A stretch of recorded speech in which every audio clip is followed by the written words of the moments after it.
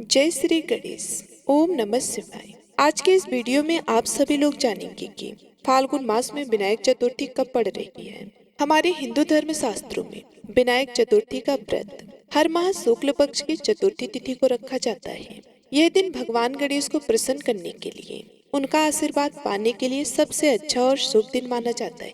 इस दिन भगवान गणेश की पूजा की जाती है, साथ ही इनके निमित्त व्रत का भी विधान है। धार्मिक मान्यता के अनुसार हर माह शुक्ल पक्ष की चतुर्थी तिथि पर भगवान गणेश की पूजा और व्रत करने से साधक को सुख समृद्धि का वरदान प्राप्त होता है। वहीं इस जीवन में समस्त बाधाओं और आर्थिक तंगी से भी मुक्ति मिलती है। विनायक चतुर्थी के दिन पूजा करने के लिए जातक को सुबह जल्दी उठ करके स्नान आदि करके साफ कपड़े पहनने चाहिए। इसके बाद व्रत का संकल्प लेना चाहिए। फिर घर के मंदिर में भगवान गणेश को गंगा जल से स्नान कराएं। फिर भगवान गणेश को पंचामृत से स्नान कराएं। उसके बाद साफ जल से स्नान कराएं। भगवान गणेश को चंदन, रोली, कुमकुम और फूलों से श्रृंगार करें। फिर उन्हें लड्डू, मोदक का भोग लगाएं। फिर भगवान गणेश के विभिन्न मंत्रों का जाप करें, जैसे कि ओम गंग गणपतये नमः। और दूसरा मंत्र भी आप जप कर सकते हैं। दूसरा मंत्र है ओम वक्रतुंड महाकाय सूर्यकोटि समप्रभा निर्विघ्ने कुरु देव सर्व कार्येषु सर्वदा। इसके बाद व्रत कथा का पाठ और भगवान गणेश की आरती करें। आइए अब जानते हैं कि हिंदू पांचांग के अनुसार विनायक चतुर्थी की तिथि कब पड़ रही है। हिंदू पांचांग के अनुसार विनायक चतुर्थी यानी फाल्गुन मास के शुक्ल पक्ष की चतुर्थी तिथि की शुरुआत 2 मार्च को रात 9:01 पर होगी। वहीं तिथि का समापन अगले दिन 3 मार्च को शाम 6:02 पर होगा। उदय तिथि के अनुसार इस बार विनायक चतुर्थी का व्रत सोमवार 3 मार्च को रखा जाएगा। पांचांग के अनुसार विनायक चतुर्थी के दिन बप्पा की पूजा का शुभ मुहूर्त 3 मार्च को सुबह 11:23 से लेकर दोपहर 1:43 तक रहेगा। धार्मिक मान्यता के अनुसार शुभ मुहूर्त में पूजा करना अत्यंत ही शुभ फलदायी होता है। आइए अब जानते हैं कि विनायक चतुर्थी के दिन क्या करना चाहिए और क्या नहीं करना चाहिए। देखिए, विनायक चतुर्थी के दिन आप सभी को सुबह उठ करके साफ कपड़े पहनने चाहिए। उसके बाद घर के मंदिर को साफ करना चाहिए। गणेश जी की मूर्ति स्थापित करनी चाहिए और उसके बाद भगवान गणेश की विधि विधान से पूजा करनी चाहिए। गणेश जी को मोदक, दूर्वा, लाल फूल और गुड़ का भोग लगाना चाहिए। गणेश जी के मंत्रों का जाप करें, जैसे कि ओम गंग गणपतये नमः। व्रत रखे तो सात्विक भोजन करें और जरूरतमंदों को उस दिन दान जरूर करें। जो भी भक्त विनायक चतुर्थी का व्रत रखता है उसको किसी को भी परेशान नहीं करना चाहिए और इस दिन तामसिक कार्यों में भी शामिल नहीं होना चाहिए। इस दिन उन लोगों को सात्विक जीवन शैली अपनानी चाहिए। इस दिन झूठ ना बोलें और इस दिन किसी का अपमान भी ना करें। इस दिन मन को शांत रखें और क्रोध ना करें। इस दिन अपने मन में नकारात्मक विचार भी ना लाएं और गणेश जी की मूर्ति को हमेशा सम्मान के साथ रखें। इस दिन चंद्र दर्शन नहीं करना चाहिए। इस दिन गुस्सा करना, विवाद करना या परिवार के सदस्यों के साथ झगड़ना भी नहीं चाहिए। मान्यता है कि इस दिन चंद्रमा को देखने से दोष लगता है। इस दिन किसी के साथ वाद विवाद, कटु वचन या झूठ बोलने से बचें। इस दिन गलती से भी तामसिक भोजन, मांसाहार और मदिरा का सेवन ना करें। घर और पूजा स्थल को साफ रखें। व्रत के दिन बाल नाखून काटना अशुभ माना जाता है। भगवान गणेश को विघ्नहर्ता कहा जाता है। इस दिन व्रत रखने से वे अपने भक्तों के सभी विघ्न को दूर करते हैं और उनके जीवन में सुख समृद्धि लाते हैं। गणेश जी को बुद्धि और विवेक का देवता माना जाता है। इस दिन व्रत रखने से भक्तों की बुद्धि में वृद्धि होती है और वे सही निर्णय लेने में भी सक्षम होते हैं। मान्यता के अनुसार इस व्रत को करने से गणेश जी की कृपा से भक्तों की सभी मनोकामनाएं पूरी होती हैं और घर में सुख समृद्धि और शांति का वातावरण बना रहता है। गणेश जी की पूजा करने से नकारात्मक ऊर्जा दूर होती है और सकारात्मक ऊर्जा का संचार होता है। संतान प्राप्ति के लिए भी विनायक चतुर्थी का व्रत किया जाता है। अब आइए सुनते हैं विनायक चतुर्थी का व्रत कथा। कथा के अनुसार एक बार भगवान शिव तथा माता पार्वती नर्मदा के किनारे बैठे थे। वहां माता पार्वती ने भगवान शिव से समय व्यतीत करने के लिए चौपड़ खेलने को कहा।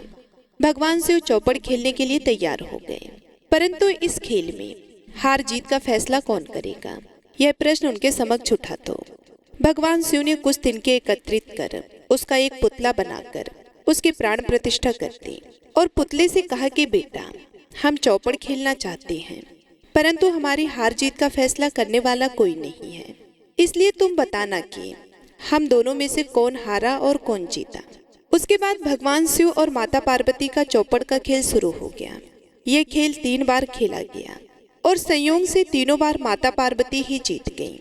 खेल समाप्त होने के बाद बालक से हार जीत का फैसला करने के लिए कहा गया, तो उस बालक ने महादेव को विजयी बताया। यह सुनकर माता पार्वती क्रोधित हो गई और क्रोध में उन्होंने बालक को लंगड़ा होने, कीचड़ में पड़े रहने का श्राप दे दिया। बालक ने माता पार्वती से माफी मांगी और कहा कि यह मुझसे अज्ञानतावश ऐसा हुआ है, मैंने किसी द्वेष भाव में ऐसा नहीं किया। बालक द्वारा क्षमा मांगने पर माता ने कहा, यहाँ गणेश पूजन के लिए नाग कन्याएं आएंगी, उनके कहे अनुसार तुम गणेश व्रत करो, ऐसा करने से तुम मुझे प्राप्त करोगे। ये कहकर माता पार्वती शिव के साथ कैलाश पर्वत पर चली गई। 1 वर्ष के बाद उस स्थान पर नाग कन्याएं आई। तब नाग कन्याओं से श्री गणेश के व्रत के विधि मालूम करने पर उस बालक ने 21 दिन लगातार गणेश जी का व्रत किया। उसकी श्रद्धा से गणेश जी प्रसन्न हुए। उन्होंने बालक को मनवांछित फल मांगने के लिए कहा। उस पर उस बालक ने कहा कि हे विनायक, मुझ में इतनी शक्ति दीजिए कि मैं अपने पैरों से चलकर अपने माता पिता के साथ कैलाश पर्वत पर पहुंच सकूं और वे यह देखकर प्रसन्न हों।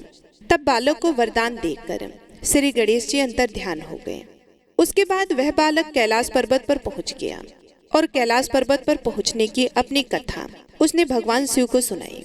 चौपड़ वाले दिन से माता पार्वती शिव जी से विमुख हो गई थी, अतः देवी के रुष्ट होने पर भगवान शिव ने भी बालक के बताए अनुसार 21 दिनों तक श्री गणेश का व्रत किया। इस व्रत के प्रभाव से माता पार्वती के मन से भगवान शिव के लिए जो नाराजगी थी वह समाप्त हो गई। तब यह व्रत विधि भगवान शंकर ने माता पार्वती को बताई। यह सुनकर माता पार्वती के मन में भी अपने पुत्र कार्तिकेय से मिलने की इच्छा जागृत हुई। तब माता पार्वती ने भी 21 दिन तक श्री गणेश का व्रत किया तथा दूर्वा फूल और लड्डुओं से गणेश जी का पूजन अर्चन किया। व्रत के 21वें दिन कार्तिकेय स्वयं माता पार्वती जी से मिलने आ गए। उस दिन से श्री गणेश चतुर्थी का यह व्रत समस्त मनोकामनाओं की पूर्ति करने वाला व्रत माना जाता है। इस व्रत को करने से मनुष्य के सारे कष्ट दूर होकर मनुष्य को समस्त सुख सुविधाएं प्राप्त होती हैं। हे गणेश भगवान, जैसे आपने उस बालक और शिव गौरी की मनोकामना पूरी की, वैसी हमारी भी करना। तो एक बार प्रेम से बोलिए, गणेश गजानन की जय हो। आइए अब गौरी पुत्र गणेश भगवान जी की बहुत ही सुंदर कथा सुनती हैं। एक बार भगवान गणेश बाल रूप में चुटकी भर चावल और चम्मच में दूध लेकर पृथ्वी लोक में निकले। वे सबको अपनी खीर बनाने को कहते जा रहे थे, पर सबने उनकी बात को अनदेखा किया। इसी दौरान एक गरीब बुढ़िया ने उनका खीर बनाना स्वीकार कर लिया।